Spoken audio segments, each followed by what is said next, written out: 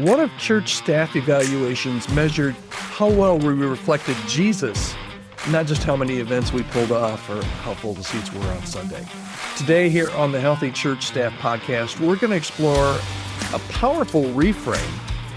Think about this. What if we use the fruit of the Spirit as ministry metrics? I know it's a radical shift away from performance checklists and toward spiritual transformation. We're going to talk about that today.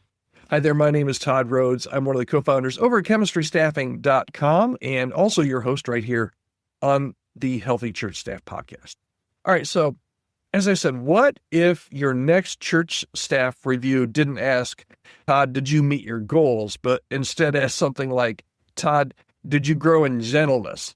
Okay, now that's not just a feel-good question.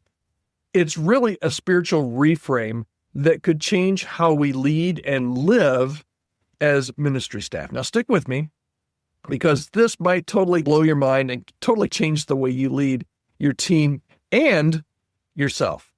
Okay, so let's first of all talk about the problem that I see a lot of times with performance metrics, okay, in churches. Most church job descriptions focus on results, and I get it. How many volunteers you recruited, how many events you executed, how many weeks, how many Sundays, how many weekends you preached. But here's the quiet truth. You can absolutely be crushing it on paper and still be spiritually just withering inside. And when we measure ministry stuff like it's a business and purely a business, we start rewarding burnout and hustle and people pleasing.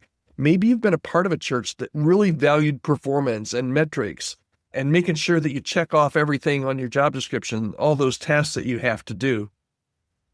Maybe you've been a part of a church like that, but the truth is ministry, it's not just a production line. It's much more important than just producing.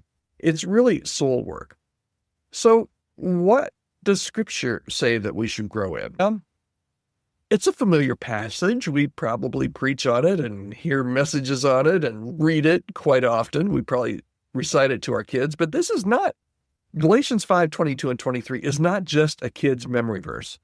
It's really a blueprint for spiritual maturity. Love, joy, peace, patience, kindness, goodness, faithfulness, gentleness, and self-control. Imagine, just for a second, close your eyes. If you're driving, don't close your eyes, but imagine with me for a second.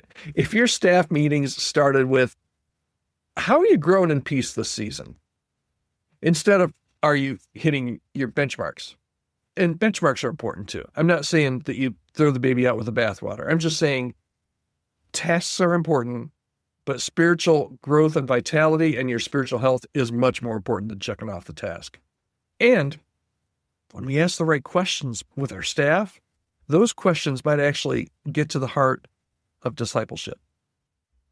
So, what are the things that we should be looking for that reflect Christ-likeness in ourselves and in our staff? Okay, so let's not toss the structure. We do need clear goals.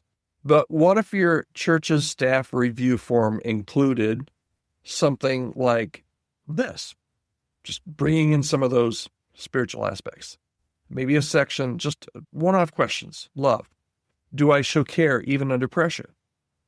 That could be a performance, something that you want to have a conversation with. Because if there's not a love there, if you're checking off all the tests and you don't have love, what does Scripture say about that?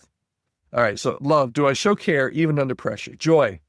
Am I leading with joy or just going through the motions? Again, this is an early indicator. If you're going through the motions and getting the job done, but you're not doing it with joy, it's going to be a different conversation when we sit down for this review next year, right? Peace. Do I bring calm or chaos to the team environment? Patience. How do I respond when others slow me down? And feel free to steal every bit of this, okay? Kindness. Am I creating a safe and gracious culture? Self-control. Am I managing my emotions and my time and my energy wisely? Those are just some ideas, but these are more than just ideals. They're signs of spiritually healthy leadership. And if we're not growing in these, do the checklists really matter? Does anything else really matter? So how in the world, Todd, would you introduce this to a church staff culture? Because this is pretty foreign, okay? I think if you throw everything out there, I remember when I became an elder in church, this is a little side note, when I became an elder of the church, there was a whole checklist of, they were going to look at everything about me. And I get that. And it all came out of scripture, but it was like, Todd, we expect all of this, all of you. Yeah, maybe you start with one fruit, okay? Because this is foreign to most churches, particularly in the realm of a job description or a job review. So maybe you start with one fruit. Maybe you start with peace. That becomes maybe your natural theme for the next quarter. And if, let's say that you're using peace for the next quarter, maybe during your one-on-ones, you can reflect and start to see these conversations. Reflect on how each staff member is cultivating peace in their hearts, in their homes, and their team dynamics at work. It doesn't mean you stop measuring attendance. But it does mean that you also start measuring alignment with the Spirit, which is what we're talking about here. And over time, introduce another one, maybe for another month or another quarter.